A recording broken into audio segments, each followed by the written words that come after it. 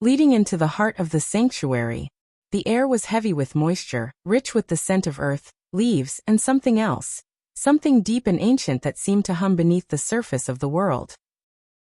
Around her, the forest stretched endlessly, alive with birdsong, the rustle of branches, and the distant, low rumble that stirred the ground beneath her feet. She had come to the elephant sanctuary in the northern hills, far from cities and cell signals, hoping for silence. What she found instead was presence. Her guide, a kind-eyed man named Arun, greeted her with a quiet smile. He wore worn canvas clothes and boots dusted with years of mud. "They're just waking up," he said, nodding toward the trees. "You're right on time." They walked along a winding trail shaded by tall teak and banyan trees, passing low ferns and vines that curled like green handwriting across the forest floor. As they rounded a bend, Ella saw her first elephant. She froze. He was massive, yet somehow gentle. A bull elephant, his skin textured like ancient bark, his ears flapping lazily, his trunk swinging with slow grace. He stood at the edge of a shallow pond, flicking water over his back in shimmering arcs. Beside him, two younger elephants, adolescents, Arun called them, nudged each other with playful grunts. Ella took a step forward. "They can smell your heartbeat," Arun said softly. "So breathe." She did. The elephant turned slightly, and for a moment, their eyes met. Time bent. The world narrowed to that silent exchange. Her breath, his stillness, the space between them charged with something neither wild nor tame. They moved through the sanctuary slowly, meeting more elephants. Some were older, with eyes clouded by time. Some were orphans, rescued from logging camps or circuses. Each had a name. Each had a story. There was Sita, who walked with a limp but carried herself with queenly calm. There was Babu, who loved to splash in the river and trumpet at butterflies. And there was little Anu, no taller than Ella's shoulder, who ran circles around the others, kicking up dust like a joyful storm. Ella helped prepare their breakfast, baskets of bananas, sugarcane, and rice balls packed with herbs.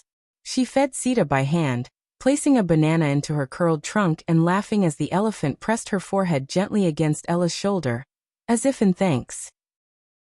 In the late morning, they followed the herd to the river. The elephants moved as one, slow, deliberate, powerful. Ella waded into the shallows, water lapping at her knees, and joined Arun and two other caretakers in bathing the elephants. It was not a chore. It was a ritual.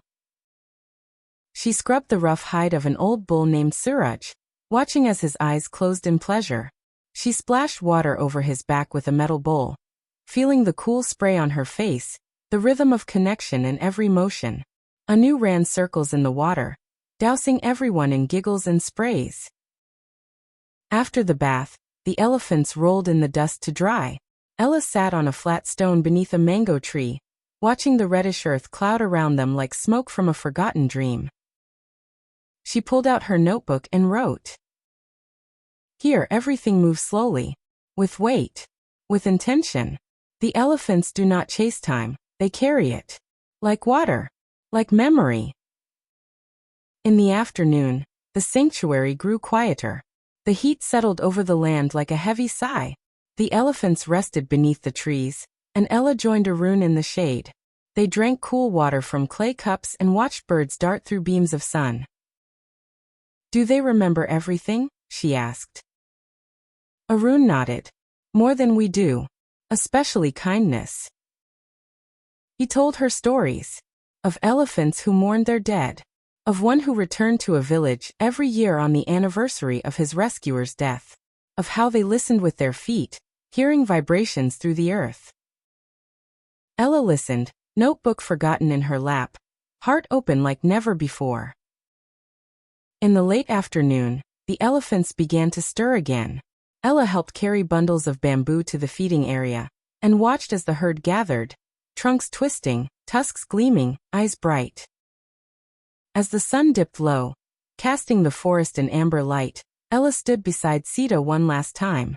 She placed her hand gently against the elephant's side and felt the slow, deep breath rise and fall. It was like standing next to a mountain that breathed. You'll come again, Arun said as she packed up. I think I have to, she whispered. On the jeep ride back, the sky turned lavender. Fireflies blinked in the underbrush. Ella sat with her hand resting on her journal, heart still echoing with the sound of padded footsteps and trumpeted joy. That night, by the light of her lantern, she wrote. Some days remind you that the world is not made of noise and speed. Some days are shaped by silence, memory, and a single shared breath with something much older than yourself. And as she fell asleep, she dreamed not of cities, but of wide open spaces, water, trees, and the slow, steady pulse of the earth beneath the feet of giants.